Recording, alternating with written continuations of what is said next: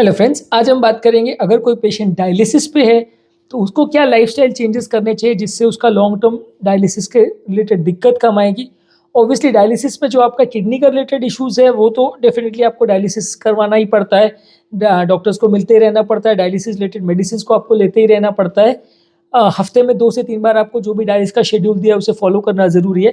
पर इस दौरान क्या-क्या लाइफस्टाइल रिलेटेड चेंजेस होंगे, क्या-क्या चीज़ों पर आपको फोकस करने की ज़रूरत है ताकि किडनी का बीमारी आगे ना बढ़े, किडनी के रिलेटेड इश्यूज ज़्यादा ना हो और आपको बहुत ज़्यादा कंडीशन बिगड़े नहीं, आपकी ओवरऑल हार्ट फेलियर आपका बहुत ज़्यादा बिगड़े नहीं। इसलिए कौन-कौन से लाइफस्टाइल के टिप्स हैं जिन्हें फॉलो करने की ज़रूरत है, आज उस पर बात करेंगे। टॉपिक पर जाने से पहले जो लोग हमारे चैनल पे नए हैं उन्हें रिक्वेस्ट करूँगी चैनल को सब्सक्राइब करें। ऐसा करने से चैनल को कंटिन्यू करने के लिए हमें मोटिवेशन और इंस्पिरेशन मिलती है और आपका सपोर्ट ही चैनल को कंटिन्यू करने के लिए हमें ताकत देता है। सबसे पहला इंपॉर्टेंट चीज़ है कि अगर कोई डायलिसिस पेशेंट है तो डाइट का विशेष ध्यान रखने की ज़रूरत है। डाइट में प्रॉपर बैलेंस्ड डाइट आपको लेना है, फल सब्जी वगैरह ज़्यादा लेना है, लो सोडियम, लो पोटाशियम, लो फॉस्फोरस और लो प्रोटीन वाला डाइट आपको लेना है। बहुत ज़्यादा पानी भी नहीं पीना है क्योंकि डायलिसिस वाले पेशेंट्स में कई बार क्या यूरिन आउटपुट बहुत ज़्यादा नहीं आ पाता, तो वैसे केस में अगर आप बहुत ज़्यादा पानी पीते हो तो उसको मेंटेन करना मुश्किल होता है। तो आप कितना पानी मैनेज कर सकते हो और कितना डायलिसिस में आपका पानी रिमूव कर रहे हैं उसके हिसाब से आप थोड़ा कैलकुलेट करके पानी उस हिसाब से लेना है। खासकर जिन लोगों का हार्ट का पंप क्षमता बहुत खराब है, उनको हार्ट फेलियर के सिम्टम्स बहुत ज़्यादा हो सकते हैं। काफ़ी हद तक डायलिसिस पेशेंट में आपने देखा होगा कि जब डायलिसिस बार बार होने लगते हैं तो पेशेंट को सांस फूलने की तकलीफ ये सब भी बहुत बढ़ जाती है। ऐसा इसलिए होता है कि लंबे समय तक अगर किडनी का प्रॉब्लम किसी को हो तो उसको साथ में हार्ट फेलियर ज़्यादातर केस में हो ही जाता है। काफ़ी केसेस में यूरेमिया या किडनी रिलेटेड जो टॉक्सिन्स होते हैं वो हार्ट को डायरेक्टली डैमेज करते हैं, तो हार्ट वीक हो जाता है, डायलेटेड हो जाता है, पंप क्षमता गिर जाती है। और वैसे पेशेंट को आप प्रॉपर हार्ट फेलियर का थेरेपी दो और उनको प्रॉपर ट्रीट करो, ब्लड प्रेशर वगैरह को प्रॉपर्ली कंट्रोल करो तो हार्ट फेलियर इंप्रूव भी हो जाता है। कई बार जो ब्लड प्रेशर बहुत ज़्यादा होता है उससे भी हार्ट फेलियर हो सकता है और कई बार ये सारे फैक्टर्स मिलकर हार्ट को बहुत ज़्यादा स्टिफ कर देते हैं जिसकी वजह से हार्ट प्रॉपर्ली ब्लड को एक्सेप्ट नहीं कर पाता और पेशेंट डायस्टोलिक हार्ट फेलियर में चला जाता है। तो ऐसे पेशेंट में आपको बहुत ज़्यादा ज़रूरत है कि आप डाइट का प्रॉपर ध्यान रखिए, पानी भी रेस्ट्रिक्टेड मात्रा में लीजिए, नमक भी रेस्ट्रिक्टेड मात्रा में लीजिए और बहुत ज़्यादा प्रोटीन मत लीजिए क्योंकि एक्सेसिव प्रोटीन कई बार किडनी को डैमेज करता है। अगर ऑलरेडी प्रोटीन डेफिशिएंट स्टेट में है, बॉडी में ऑलरेडी प्रोटीन बहुत ज़्यादा कम है और आपको पानी इसलिए बॉडी में भर रहा है कि प्रोटीन की कमी हो रही है, तो फिर डॉक्टर के साथ डिस्कस करके आप थोड़ा ज़्यादा प्रोटीन अगर लेंगे तो चलेगा।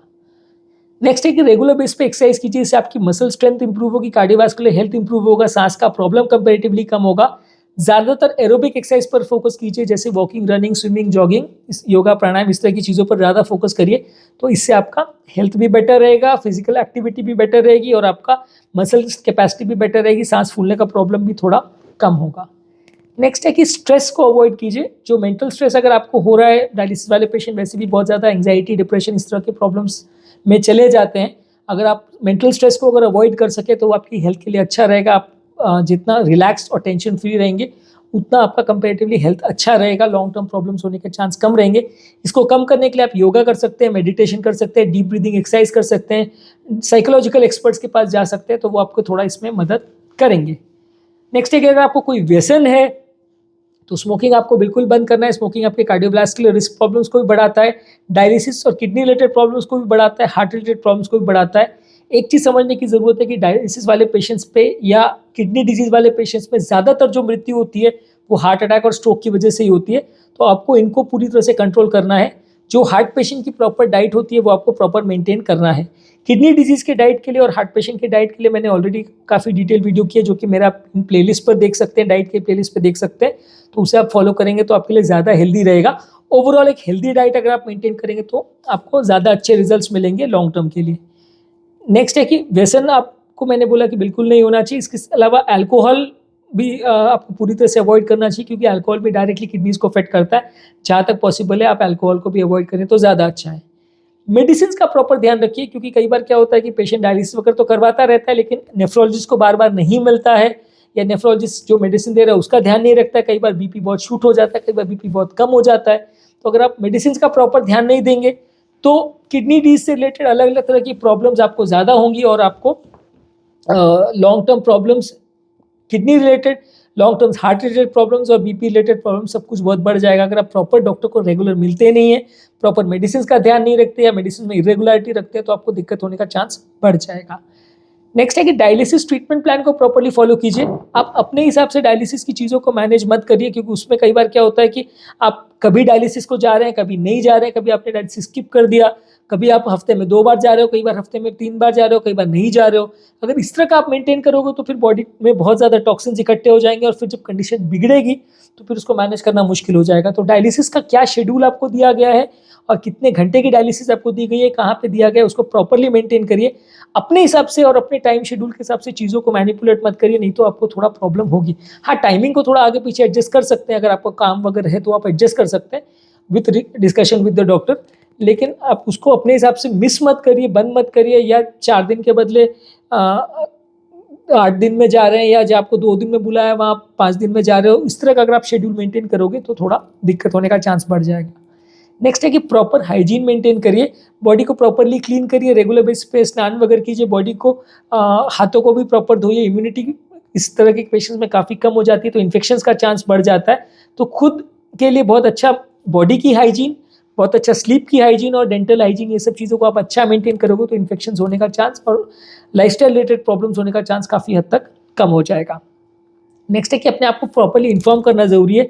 ये तो मैं हर चीज पेशेंट्स के लिए कहता हूँ कि अगर आपको बीमारी की समझ होगी और बीमारी से क्या प्रॉब्लम्स होती है उसकी समझ होगी तो आप प्रॉपर्ली मैनेज कर सकोगे। इस मामले में हमारा चैनल एक इंपॉर्टेंट रोल प्ले करता है कि आपको इस तरह की बीमारियों के बारे में हम हर चीज़ या हर एस्पेक्ट के बारे में एजुकेट करने की कोशिश करते हैं, ताकि एक बेसिक आइडिया आपको रहे और आप क्या चीज़ों को कैसे मैनेज करना है आइडिया आपको रहे। नहीं तो कई बार क्या होता है कि पेशेंट्स को कुछ पता नहीं रहता है, थोड़ी बहुत टाइम में डॉक्टर्स जो भी बता देते हैं उसे फॉलो कर लेते हैं और बाद में फिर वो कहीं सुने बातों पर विश्वास करते हैं, फ्रेंड्स फैमिली वाले जो बोल देते हैं उस पर वो चलने लगते हैं, जिससे उनकी कंडीशन बिगड़ जाती है। नेक्स्ट है कि फ्लूइड और फूड की डायरी मेंटेन करिए। आप एक दिन में कितना पानी पी रहे हो और एक दिन में कितना खाना खा रहे हो, क्या खा रहे हो, उसका प्रॉपर्ली अगर आप चार्टिंग मेंटेन करोगे तो आपके लिए ज़्यादा हेल्दी है। अगर आप उसको प्रॉपर्ली मेंटेन नहीं करते हो तो आपको प्रॉब्लम्स आने का चांस ज़्यादा है। तो एक प्रॉपर फूड डायरी मेंटेन करिए जिसमें आप सारी चीज़ों को डिस्कस कर सकते हो, सारी चीज़ों को लिख सकते हो कि आपने क्या क्या उसमें खाया क्या नहीं खाया। तो आपके पास पूरे हफ्ते का महीने का चार्टिंग भी रहेगा और किस दिन आपने पानी ज़्यादा लिया, किस दिन आपने पानी कम लिया, वो सारी चीज़ों का भी आपको थोड़ा अवेयरनेस रहेगा।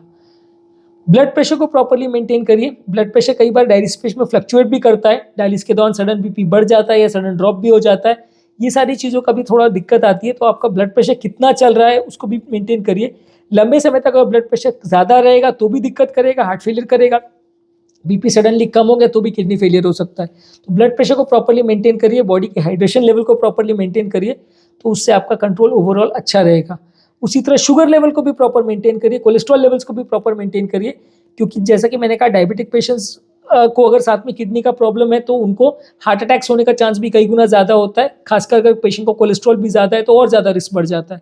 तो आपको डाइट का प्रॉपर्ली ध्यान रखना है, मेडिसिन का प्रॉपर्ली ध्यान रखना है, ब्लड कोलेस्ट्रॉल और बीपी का और शुगर लेवल्स का प्रॉपर्ली ध्यान रखना है, ताकि आपको कंपेरेटिवली हार्ट अटैक्स का चांस या लकवे का चांस, स्ट्रोक रिलेटेड ये सब इश्यूज होने का चांस थोड़ा कम रहे। नेक्स्ट है कि जो फिस्टुला आपका बनाया हुआ है डायलिसिस के लिए उसका ध्यान रखिए, अपने फिस्टुला को प्रॉपर्ली प्रोटेक्ट करिए।